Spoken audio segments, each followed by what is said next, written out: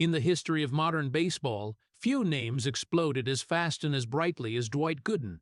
In the mid-1980s, when he had just turned 19, he burst onto the New York Mets roster and immediately stunned the entire league. In his rookie season of 1984, Gooden racked up 276 strikeouts, a staggering number for a pitcher not even 20 years old, and won the National League Rookie of the Year award. But that was only the beginning.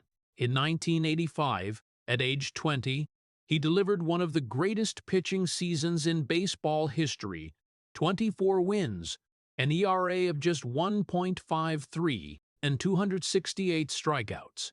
Those numbers earned him the Cy Young Award and made him the youngest pitcher to ever dominate the game so completely. New York fans nicknamed him Dr. K because almost every batter who faced him left the plate in defeat. A year later, Gooden played a key role in the Mets' 1986 World Series championship run, cementing his status as an icon of the city. Later, in a rare moment of redemption in his career, he threw a legendary no-hitter for the New York Yankees in 1996, proving that the genius inside him had never fully disappeared. With 4 All-Star selections, a Cy Young Award, Rookie of the Year honors, and a World Series ring, Dwight Gooden once stood at the absolute peak of the sport millions of Americans worship. But that spotlight came with a price few people saw. Behind the fastballs that made entire stadiums erupt was a much quieter, far more brutal battle. When fame arrived too early, Gooden faced pressures a young man could barely carry. 1980s New York was full of temptations: parties, celebrity, money, sleepless nights. Step by step, he fell into the spiral of cocaine, suspensions, criticism, arrests, and drawn-out legal battles. The career once hailed as the future of American baseball began cracking in front of millions of fans. But the greatest tragedy didn't come from the field. In 2017, his son Tyler died from an overdose, a loss that nearly shattered Gooden's heart completely. For a father, it was an unhealable wound. And for a man who had battled addiction for years, that pain weighed even heavier. Yet it was in that deepest darkness that Dwight Gooden's will shone clearest. He never hid his mistakes. He spoke about them, faced them, and tried to turn his life story into a warning for younger generations. From baseball prodigy to a man fighting himself, Gooden's journey isn't one of perfection. It's one of survival. And sometimes, in sports as in life, getting back up after the most painful falls is the greatest victory of all. If Dwight Gooden's story makes you reflect on the cost of glory and the power of human will, hit subscribe so you don't miss more raw, deep stories like this. Behind the blazing lights of the big stadiums, Dwight Gooden's story actually began far from that glory. In a poor neighborhood in Tampa, Florida, where childhood wasn't measured by carefree games but by survival. Tampa in the 1970s wasn't a land of big dreams. It was a place where working families struggled every day just to get by. The Gooden family was no different. They weren't wealthy, weren't privileged, didn't have easy doors opening for them. The only things they had were discipline and a fragile hope that one of their kids might break out of that cycle of poverty.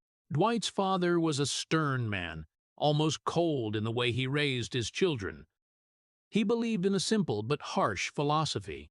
The world doesn't forgive weakness. In their small house, there weren't many words of praise, no encouraging hugs like in warmer families. There was only one thing repeated, like a rule: if you want to escape this life, you have to be exceptional. For Dwight, that message sank deep into his mind from a very young age. He grew up with an almost ruthless belief in himself. If I don't succeed, I'm nothing. So baseball wasn't just a game for the skinny kid in Tampa. It became his only hope, his only escape, and maybe the only path to change his whole family's fate. From early on, Dwight showed an extraordinary gift with the ball. Neighbors remember the boy could throw with shocking power and accuracy for his age. School coaches quickly noticed it too. But talent didn't come with relief. Instead, it brought more pressure. When adults started saying Dwight could become a pro, the expectations around the boy changed overnight. Afternoons playing with friends slowly disappeared. In their place were long hours throwing under the Florida sun, his young arm repeating the same motion hundreds of times. While other kids ran around the streets, Dwight was usually at the field, trying to perfect every pitch as if his life depended on it. And in a way, it really did. His childhood wasn't like most kids. Not many vacations, not many carefree moments. Instead, there was discipline, pressure, and expectation. Every high school game wasn't just a game. It felt like a test of destiny. Scouts started showing up outside the fence. They stood quietly watching the boy with that incredible arm, jotting notes, exchanging looks as if they'd just spotted something rare.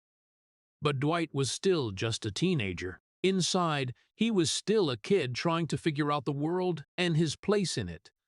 The pressure to be the chosen one sometimes made him feel strangely alone, not because he had no friends, but because no one really understood what it felt like to carry so much expectation on your shoulders when you were still so young. People around him saw an extraordinary talent, an arm that could change the future, but few saw the boys standing alone after practice, quietly picking up balls that had rolled away, sighing from exhaustion, but still walking back to the mound to throw a few more. In Dwight Gooden's world back then, failure wasn't an acceptable possibility. It was like a door slamming shut on his entire life. And so he kept throwing, kept practicing, kept trying to be more perfect every day.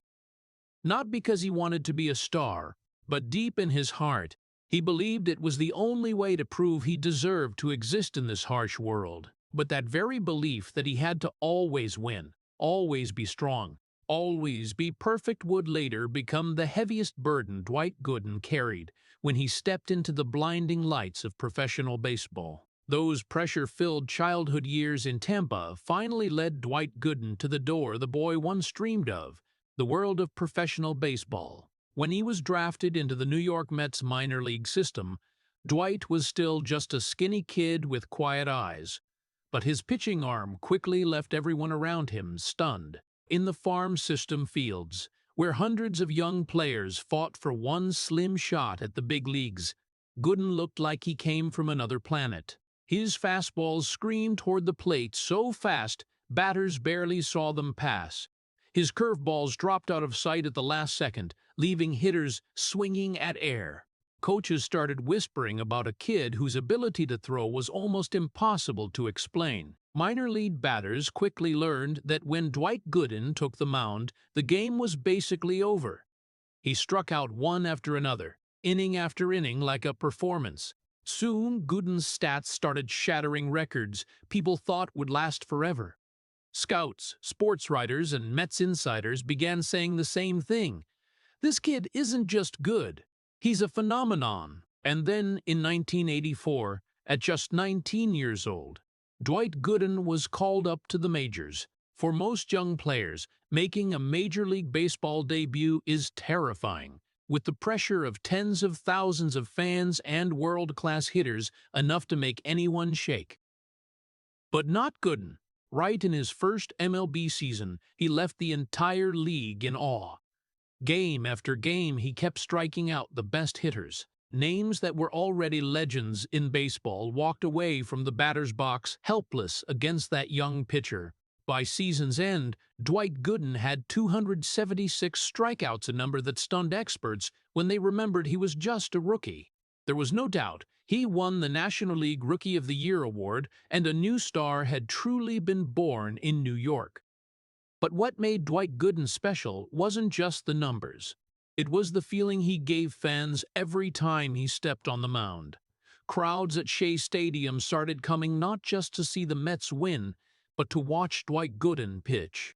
Every time he raised his arm to throw, the whole stadium seemed to hold its breath.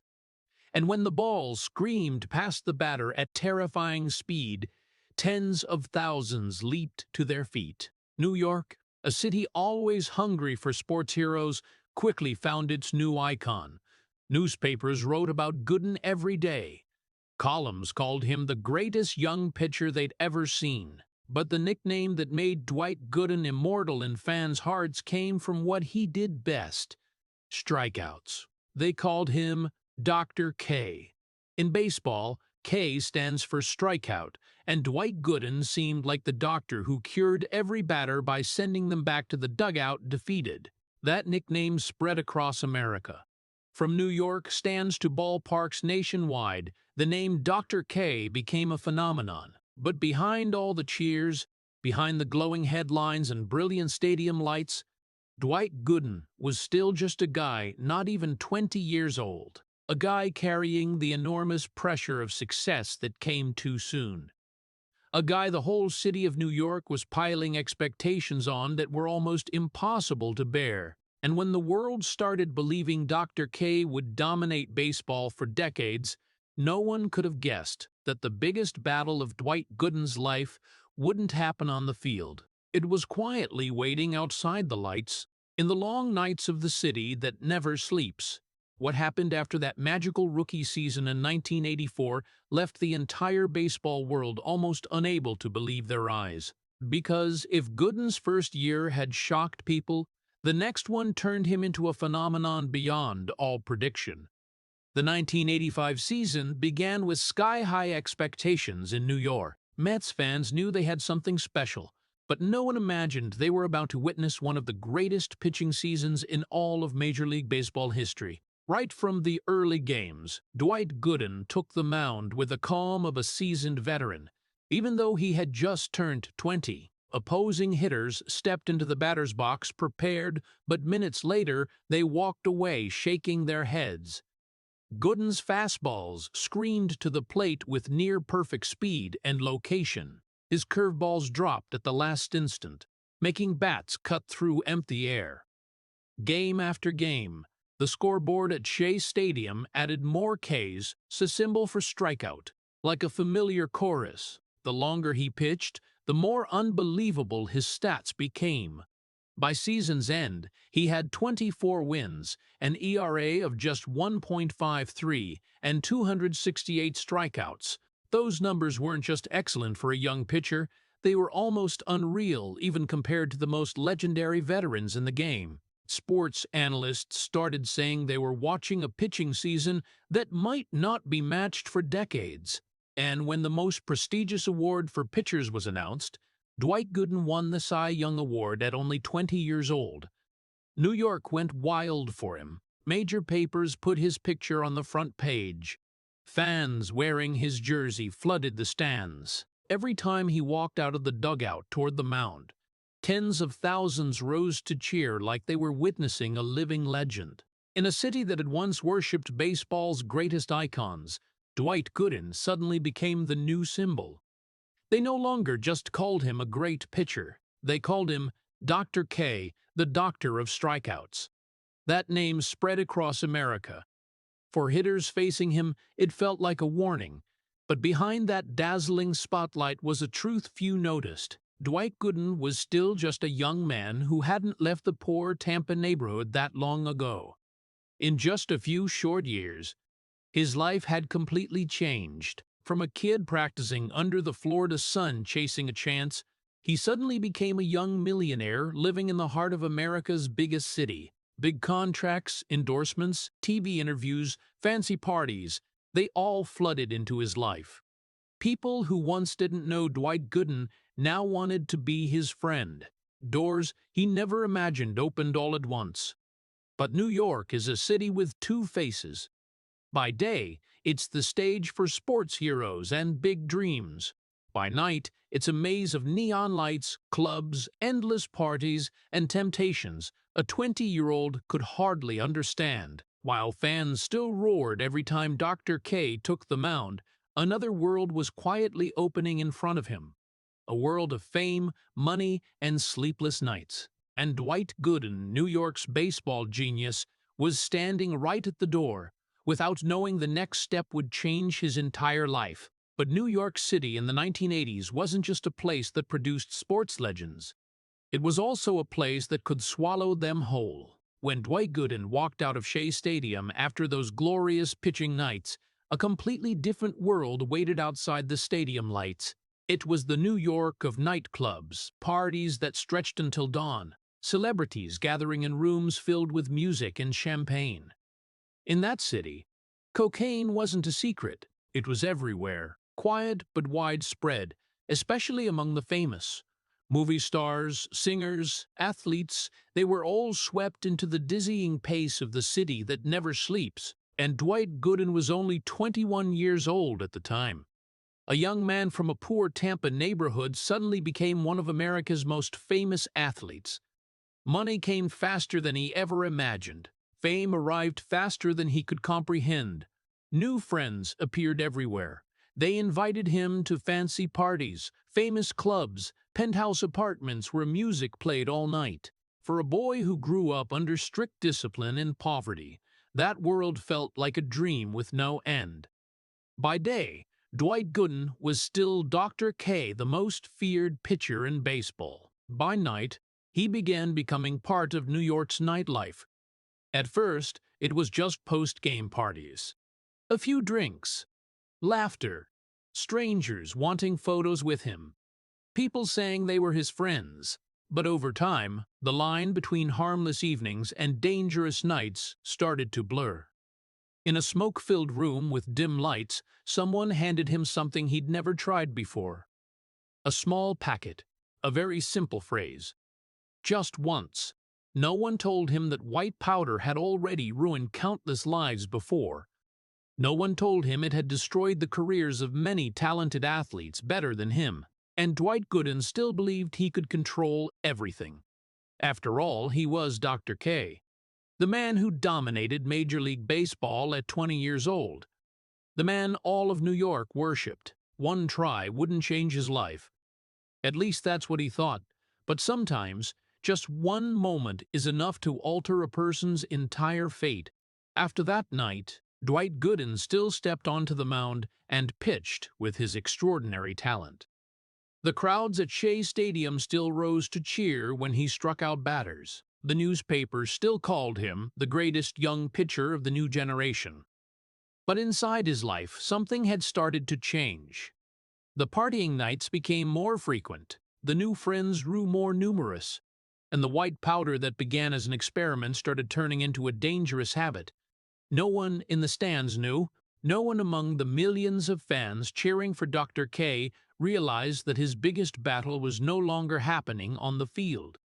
It was happening in his own life, and while New York still worshipped Dwight Gooden as a rising legend, that city, the city that created countless legends, was also beginning to do what it always does to young stars: test them. Because New York can glorify a person, but it can also devour them. And Dwight Gooden, the young pitcher praised across America, was slowly stepping onto a path that even his extraordinary talent couldn't easily escape. After those long nights of temptation in New York, the 1986 season arrived like a storm of glory for Dwight Gooden and his team, the New York Mets.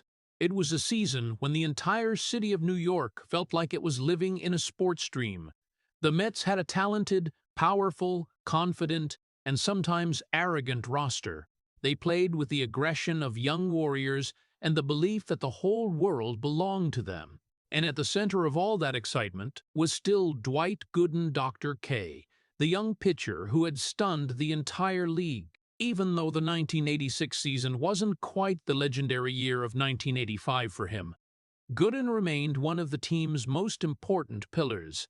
Every time he took the mound, the fans at Shea Stadium rose as if it were a familiar ritual. They believed that when Dwight Gooden pitched, the Mets had a chance to win, and the Mets really did go far. Game after game in the season gradually carried them to the biggest goal, the championship. When the Mets entered the 1986 World Series, the whole city of New York held its breath. Streets, bars, and small apartments all turned on TVs to follow every pitch, every swing. And when the Mets finally won one of the most dramatic World Series in baseball history, New York exploded. Millions poured into the streets to celebrate. Car horns blared all night. Mets flags flew across every avenue. The victory parade became a sea of people stretching miles through Manhattan. Buses carrying the players moved slowly through millions of cheering fans. Dwight Gooden stood on one of those buses like a symbol of the city. The boy who grew up in poverty in Tampa was now celebrated as a sports hero of New York. But glory sometimes hides the growing shadows behind it. When the press camera flashes faded and the parades ended, Dwight Gooden's life didn't become calmer. Instead, it grew even more chaotic. Celebration parties stretched from one night to the next.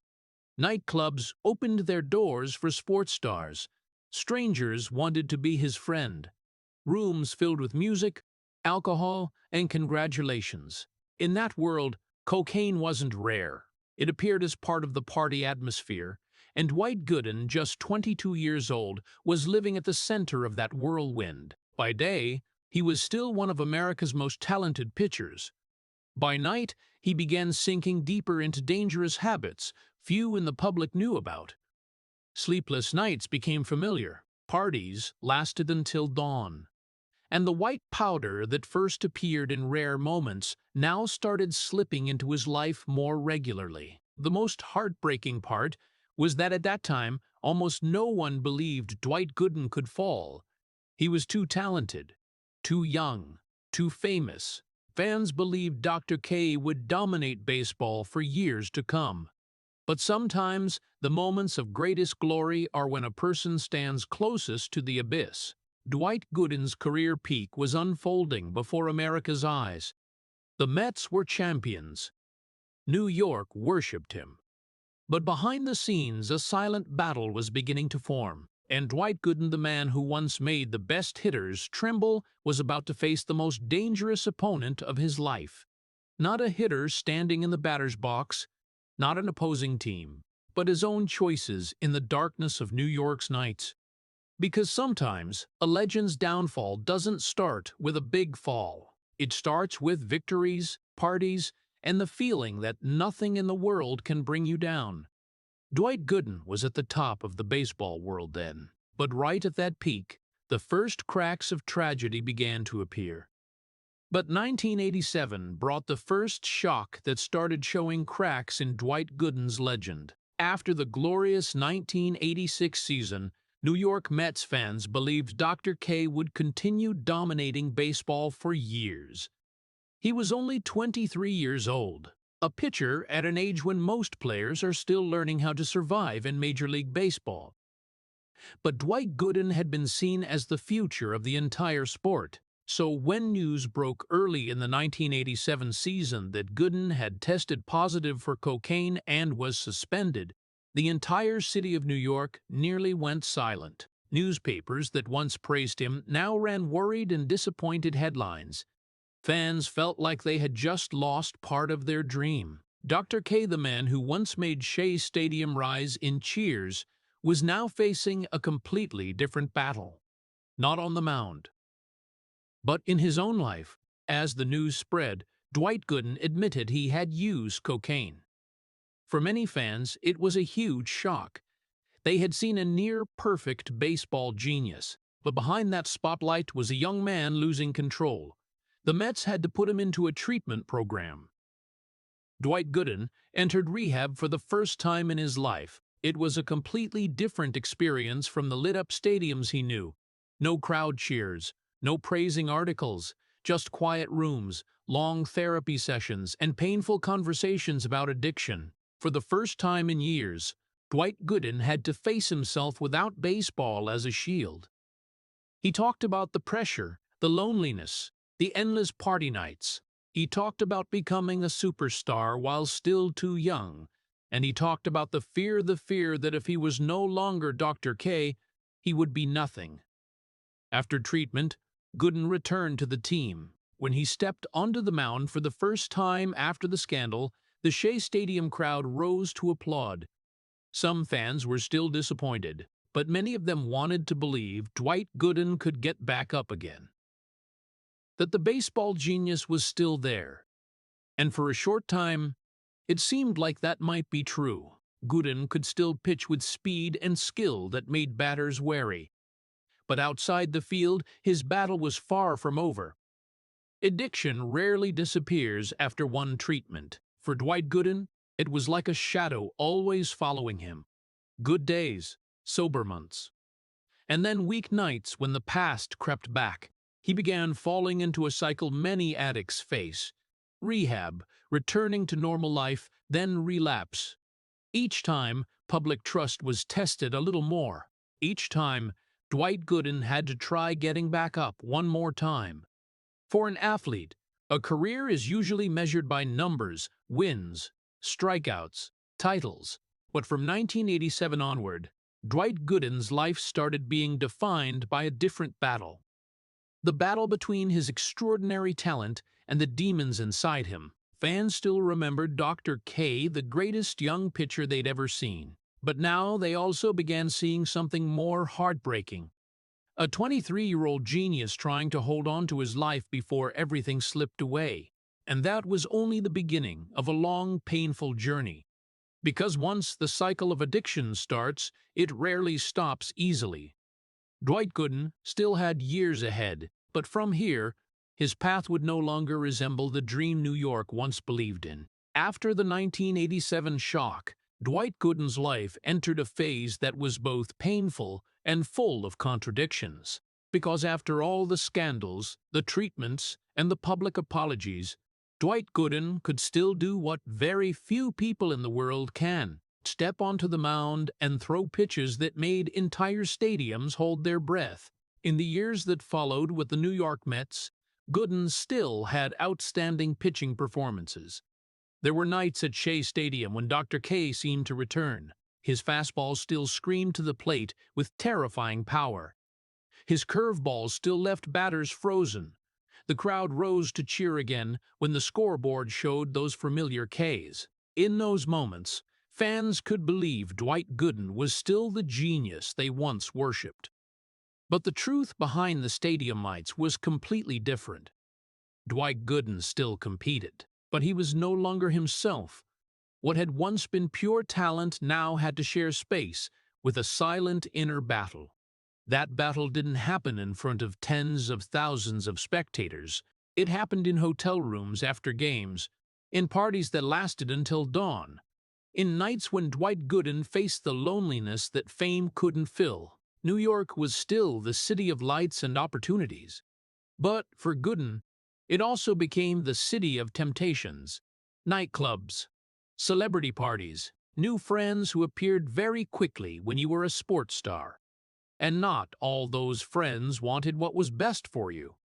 Some wanted to be near Dwight Gooden because he was Dr. K. Some wanted to be near him for the money and fame. And some brought temptations that a man already fighting addiction could not resist forever. In those years, New York media began following Dwight Gooden not just for his pitches, but for his life. Every time he pitched well, they wrote that Dr. K was back. Every time he got into trouble, they wrote that the genius was destroying himself. The media pressure became enormous. New York is a city that loves its heroes, but it's also a city that can be very cruel when those heroes stumble. Dwight Gooden had to live between those two worlds, one where he was still a talented pitcher that batters feared, and one where he constantly fought the demons inside himself. The most heartbreaking part is that Dwight Gooden never lost his talent. Coaches and teammates all said the same thing. When Gooden focused, he could still be one of the most dangerous pitchers in the league. But addiction isn't an opponent you can defeat with willpower in a single game. It's like a years-long war, where winning today doesn't guarantee winning tomorrow. And Dwight Gooden began to understand that the biggest battle of his life wasn't the World Series. It wasn't facing the best hitters in Major League Baseball. It was the battle against himself, a battle fought in silence, in nights when the stadium lights went out and the cheers faded away. Fans still saw Dr. K on the mound, but Dwight Gooden knew that every time he stepped onto the field, he wasn't just competing against the opposing team. He was trying to prove he could still control his own life, and sometimes That's the hardest fight any human being has to face. But the late 1980s gradually passed in an atmosphere of instability, and when the early 1990s arrived, Dwight Gooden's life began entering its darkest phase. Fans once believed Dr. K would be the face dominating baseball for an entire generation, but instead of glorious seasons following 1985, his career started to falter. The problems with cocaine didn't disappear. They returned again and again. And each time, the consequences grew heavier. Gooden began receiving consecutive suspensions from Major League Baseball. Games that fans once eagerly awaited now frequently happened without him on the mound. For a pitcher, rhythm and consistency are everything. But Dwight Gooden started losing both. There were seasons he missed many starts. There were seasons he couldn't recapture his old form. Coaches still saw flashes, the sharp fastballs, the curveballs that left batters reeling, but they appeared less and less often. The most heartbreaking part was that everyone in the organization knew Gooden could still become one of the best pitchers in Major League Baseball if he could win his personal battle. But that battle was one no one else could pitch for him. With the New York Mets, patience began to wear thin. The Mets had once seen Dwight Gooden as the future of the franchise, the face of an entire era. But baseball is a ruthless world where wins have to come on the field every week. When a player is repeatedly absent, when off-field scandals overshadow on-field performance, trust slowly fades away. Closed-door meetings took place in the front office. Questions started arising. Could Dwight Gooden still salvage his career? For New York fans, watching Dr. K's decline felt like seeing a monument crack right before their eyes. Just a few years earlier, he was the greatest young pitcher the city had ever seen. Kids wore his jersey in the stands. Newsboys shouted his name on Manhattan street corners.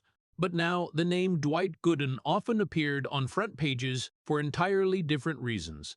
Articles about suspensions, articles about relapses, articles questioning whether that genius had destroyed his own career. By the mid-1990s, Gooden's career had completely changed from those early glorious days. Big contracts no longer came easily. Teams hesitated before giving him a chance. In a short time, the man once seen as the future of American baseball suddenly became a high-risk player. That broke many hearts, because Dwight Gooden was still so young. When addiction issues began destroying his career, he was only around 25 years old, an age when many pitchers are still in their development phase in Major League Baseball. But for Gooden, the years that should have been his career peak became years filled with chaos. In later interviews, many former teammates said they still clearly remembered two different images of Dwight Gooden. One was Dr. K on the mound, confident, powerful, almost unbeatable. The other was Dwight Gooden off the field, a young man swept into temptations he was never prepared to face. That is the tragedy of so many sports geniuses. Their talent develops faster than their ability to protect themselves from the world. New York once celebrated Dwight Gooden as a legend. But New York is also the city where the stage lights never go out, where every glory comes with enormous pressure, and in Gooden's case, that city seemed to become a double-edged sword. It lifted him to the heights of fame when he was far too young. But when he began to stumble, it also became the place that witnessed his collapse in front of millions. In the early 1990s, Dr. K seemed to be fading from the baseball world. Not because he had grown old, not because he had lost his talent, but because the demons inside him were winning a battle that talent alone couldn't save. A genius who once made all of Major League Baseball tremble was now standing on the edge of losing everything. And the most heartbreaking part was that everyone knew if life had gone a different way, Dwight Gooden could have become one of the greatest pitchers in baseball history. But the history of sports, just like life, isn't written with ifs. It's written with choices, mistakes, and irreversible consequences. And for Dwight Gooden, the next chapter of his life would be far more painful than anything the baseball world had ever seen. But Dwight Gooden's story didn't end in collapse, because sometimes in the lives of people who once stood at the peak and then fell into the abyss, miraculous moments still appear like rays of light in the darkness. And for Dwight Gooden, that moment came in 1996. After years full of trouble, suspensions, and battles with addiction, his career had been largely written off. Many in baseball believed Dr. K was just a memory from the 1980s, a genius who arrived too early and vanished too quickly. But then an unexpected door opened. The Mets' rival team, the New York Yankees, decided to give him a chance. When Gooden signed with the Yankees in 1996, it wasn't a blockbuster deal. For many, it was just a gamble. The Yankees hoped that somewhere inside the man, ravaged by addiction and falls, still existed the great pitcher America once knew. And Dwight Gooden also understood this might be his last chance to prove his life hadn't been completely destroyed. The early days with the Yankees weren't easy. Media pressure still followed him. Questions about his past appeared in every interview. But Gooden began pitching with a different kind of focus. No longer the young man caught up in New York's nightlife. Now he was a man who had been through failure and understood the cost of mistakes. And then May 14th, 1996 arrived, a day baseball history will never forget. That night at Yankee Stadium, Dwight Gooden took the mound against the Seattle Mariners. No one knew they were about to witness one of the most touching moments in Major League Baseball history. From the very first innings, Gooden pitched with a calm and precision that reminded many of the old Dr. K. His fastball was still sharp. His curveball still left batters confused. The first inning passed, then the second, the third, the fourth. Mariners batters were retired one by one. The crowd began to realize something special was happening. As the game moved into the late innings, Yankee Stadium grew strangely quiet. Every eye turned to the mound. Dwight Gooden was approaching something even in his peak years he had never achieved: a no-hitter. When the final batters stepped to the plate in the ninth inning, the atmosphere nearly froze. Gooden threw the decisive pitch. The ball crossed the plate. The batter swung and missed. The game ended. Dwight Gooden had thrown a no-hitter. In that instant, Yankee Stadium erupted. Tens of thousands rose to applaud. Teammates rushed from the dugout to hug him. But what made that moment so special wasn't just the athletic achievement. It was Dwight Gooden's reaction. As the cheers echoed through the stadium, he stood on the mound and cried. Not tears of simple victory. Those were the tears of a man who had been through too many mistakes, too much loss, and finally found a moment of redemption. For many baseball fans, it was one of the most moving scenes they had ever seen. A genius who had nearly lost everything, standing in the middle of a stadium crying because he had finally proven he was still here. But no matter how beautiful that moment was, it didn't mean the darkness in Dwight Gooden's life had completely vanished. The no-hitter at Yankee Stadium was a miracle, a glorious chapter in his comeback story.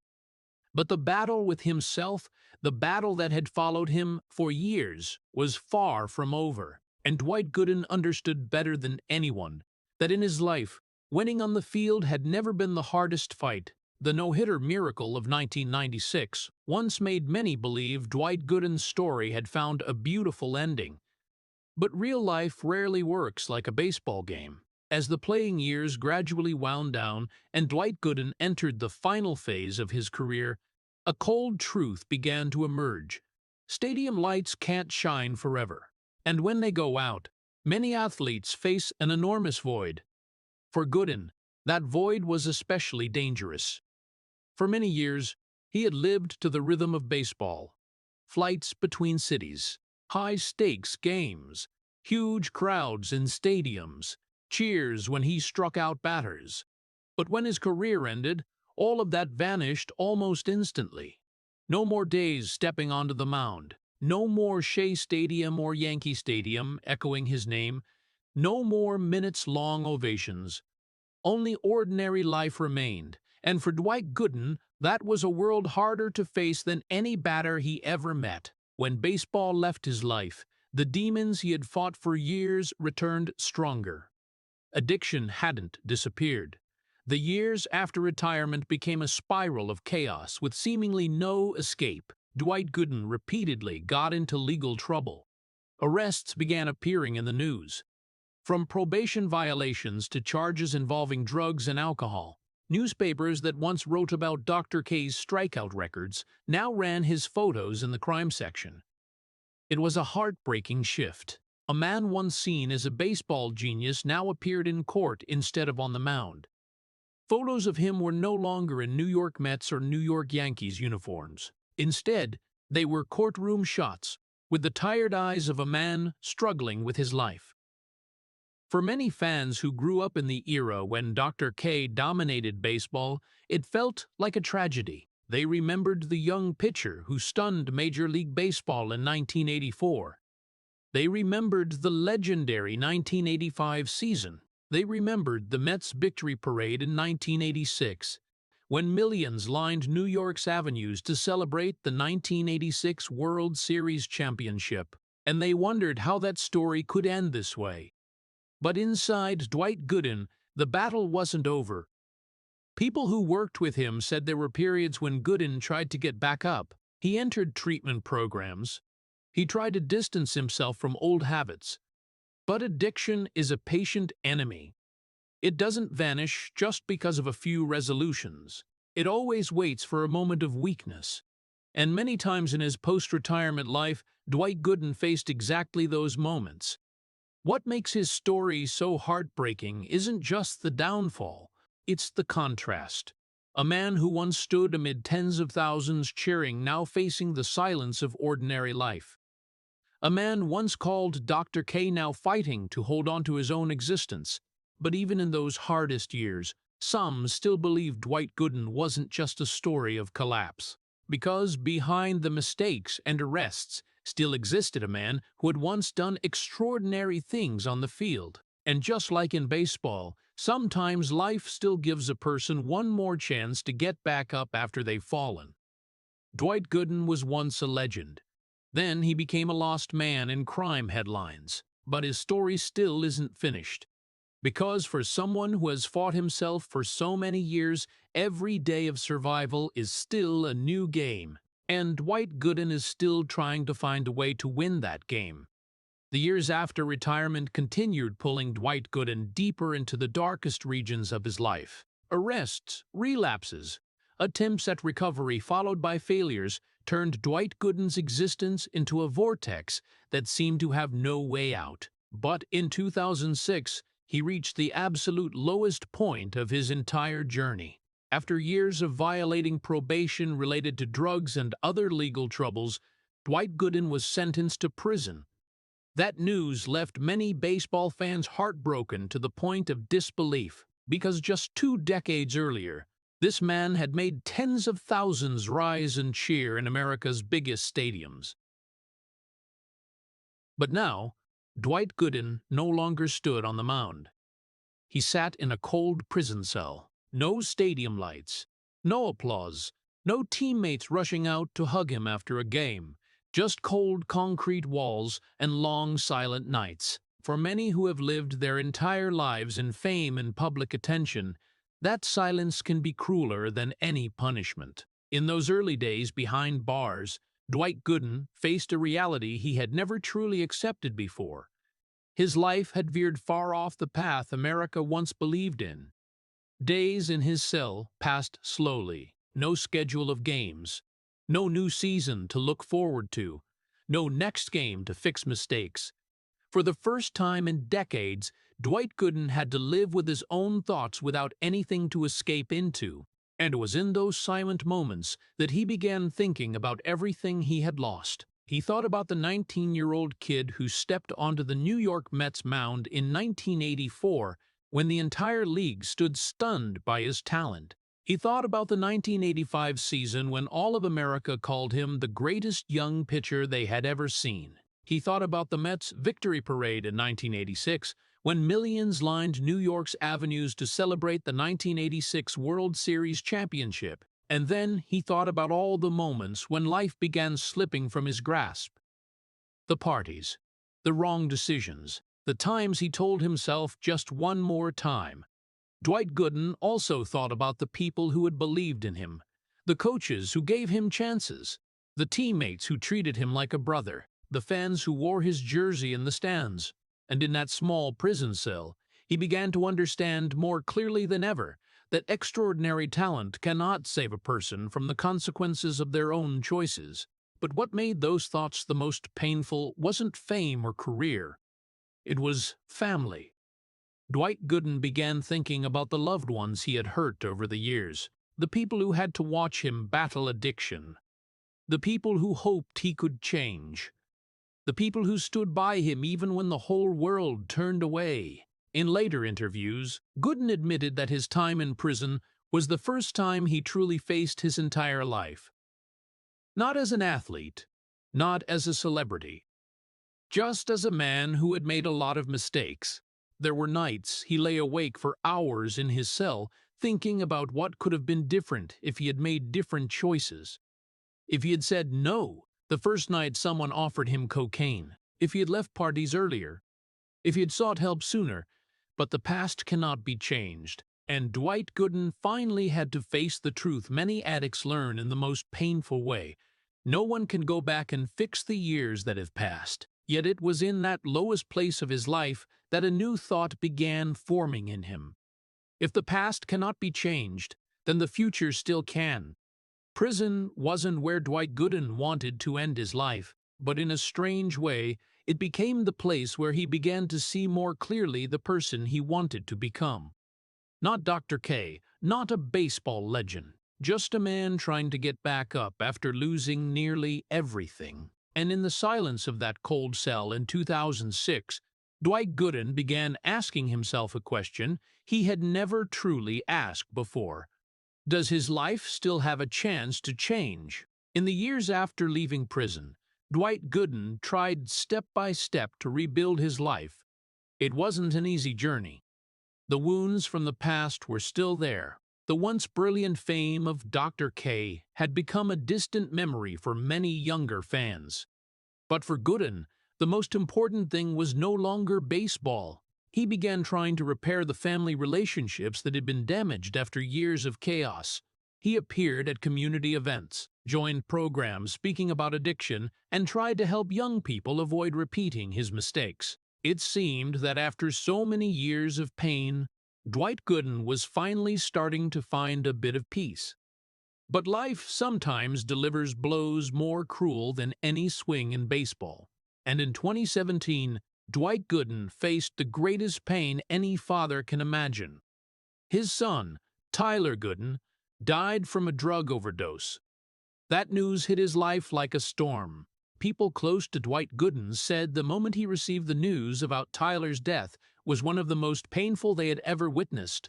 Throughout his life, Gooden had gone through so many failures: addiction, losing his career, prison, public criticism. But nothing prepared him for this pain, because losing a child is a completely different kind of agony. In a later interview, Gooden said a sentence many people never forget: "There's nothing more painful than losing a child." Those words weren't from a sports legend. They were from a father trying to understand how his life led to this moment. Tyler's death forced Dwight Gooden to look back at his entire past in a completely different way. For many years, he had fought addiction. He knew exactly how destructive drugs could be. And now, the very thing that had ruined so many years of his life had taken his sons. People close to him said that in the days after Tyler's death, Gooden nearly collapsed. He kept asking himself whether his own mistakes had contributed to this tragedy, whether his battle with addiction had left wounds his son had to carry. Those questions had no clear answers, but they weighed heavier than any sentence Dwight Gooden had ever received in his life. Because for a father, the feeling that he may have hurt his child even indirectly is a burden almost impossible to bear. Gooden's friends said that after Tyler passed away, he changed a lot. No more talk about fame or career. No more stories about the glorious past of Dr. K. Instead, there was a quieter, more reflective man carrying a sadness no one could erase. But even in that pain, Dwight Gooden tried to turn his loss into a warning for others. He began speaking more about the dangers of addiction. He told his story not as a baseball legend, but as someone who had seen too clearly the price of drugs. He hoped that if his story could help one young person avoid that path, then Tyler's death wouldn't be completely meaningless. But that hope didn't make the pain disappear. The pain of losing a child isn't something time can fully heal. It became part of who Dwight Gooden is, a scar he will carry for the rest of his life. Perhaps the most heartbreaking thing in this entire story is its irony. A man who fought addiction his whole life ultimately had to watch it take his son. A baseball genius who once made tens of thousands rise and cheer now had to learn how to keep living with the silence of loss. All of Dwight Gooden's past mistakes, the party nights, the relapses, the lost years suddenly felt heavier than ever. Not because the public judged him, but because he had to live with their memory every day. And for Dwight Gooden, the tragedy of 2017 wasn't just a loss. It was the most painful reminder that choices from the past can cast shadows that stretch across generations. But it was also from that place of pain that a new resolve began forming in him. That if his life still had any meaning, it would be in speaking the truth about the path he had walked, so others wouldn't have to pay the price his family had paid. After the tragedy of 2017, Dwight Gooden's life entered a completely different chapter. Tyler's death wasn't just a loss. It was like a shock wave that shook the rest of his existence. In the many weeks that followed, Dwight Gooden lived almost in silence. Close friends said he spent a lot of time alone, thinking about the past, about mistakes, and about the path his life had taken. But then, from that very place of pain, a decision began to form. Dwight Gooden understood he couldn't change what had happened. He couldn't go back to his young years to fix wrong choices. He couldn't bring Tyler back, but he could decide how the rest of his life would be lived.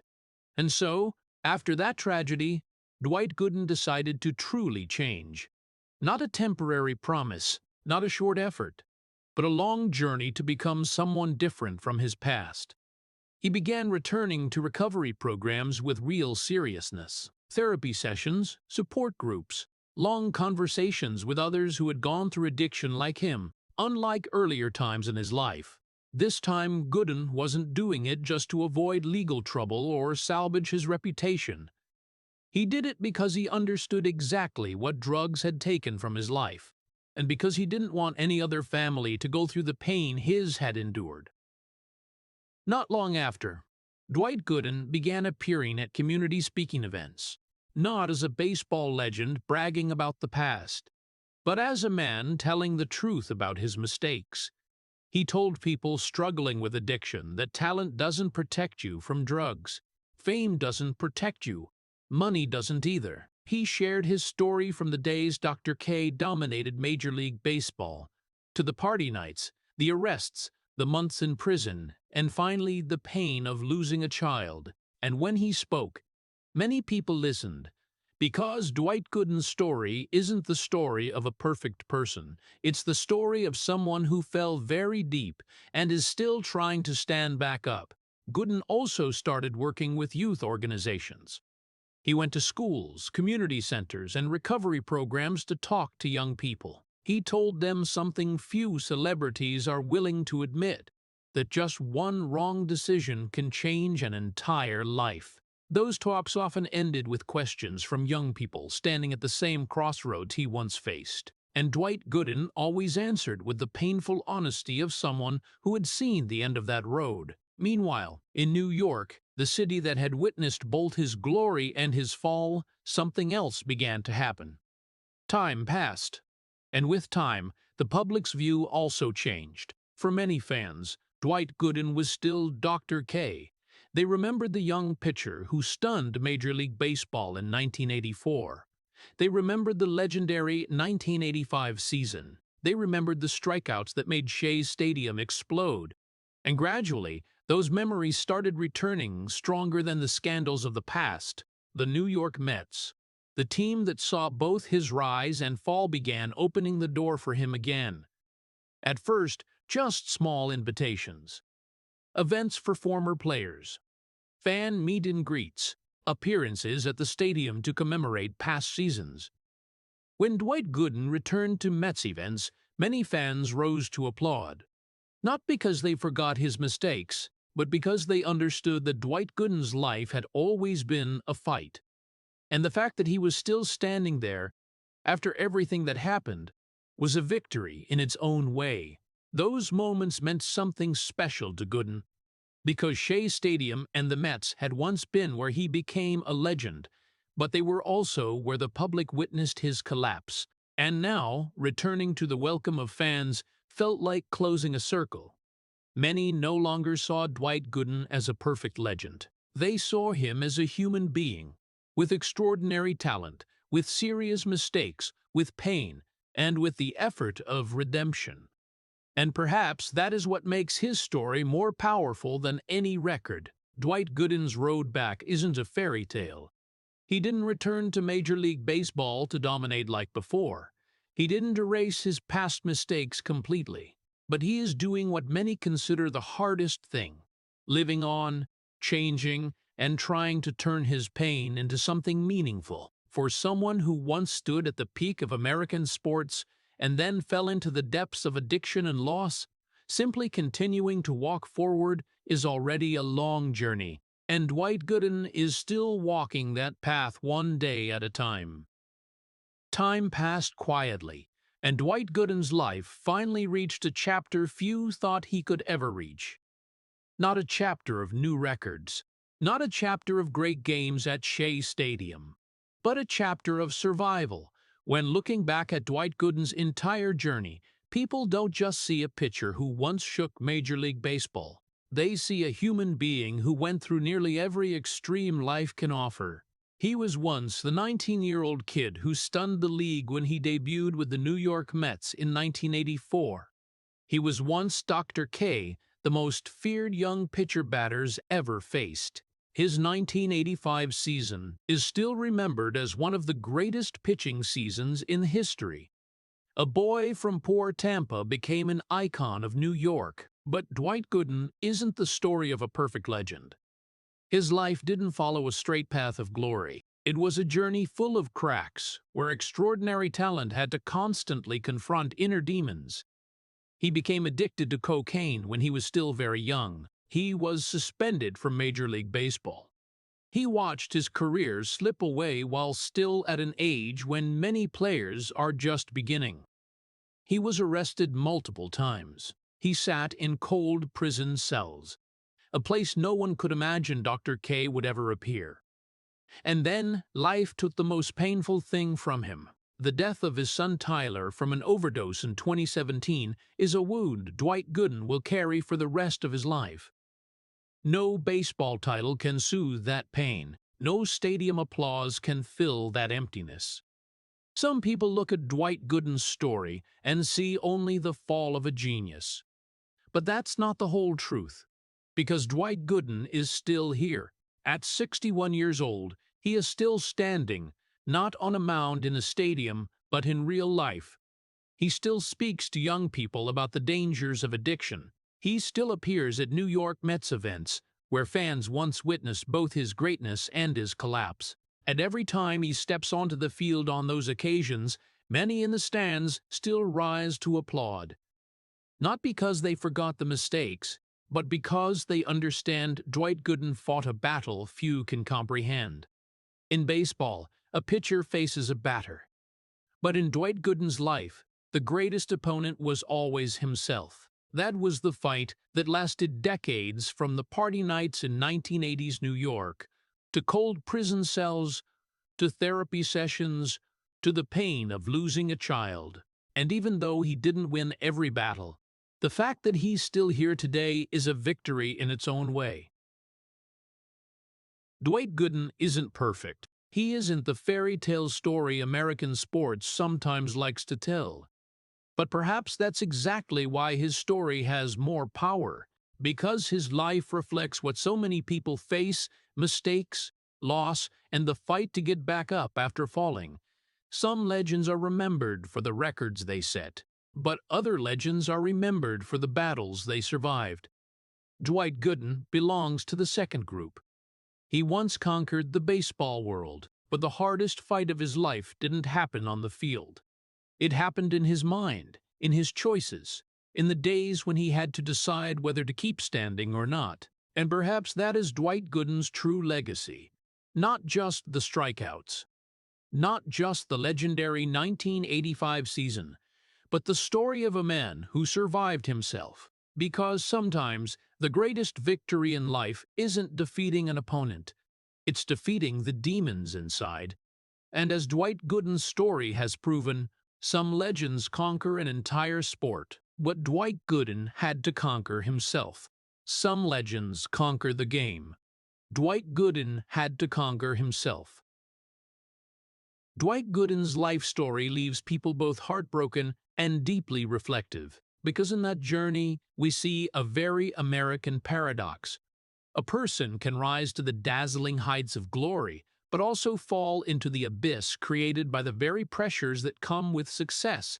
When Gooden entered Major League Baseball in 1984 at age 19 and struck out 276 batters to win Rookie of the Year, then followed with the legendary 1985 season and ERA of 1.53, and a Cy Young Award at just 20, the whole country witnessed near superhuman talent. But the very city that celebrated him, New York, also became the place where the temptations of cocaine and 1980s parties began breaking his life. His suspension in 1987 and gradual loss of his spot with the New York Mets showed that talent alone isn't enough to protect someone from wrong choices. Yet Gooden's story isn't just about downfall.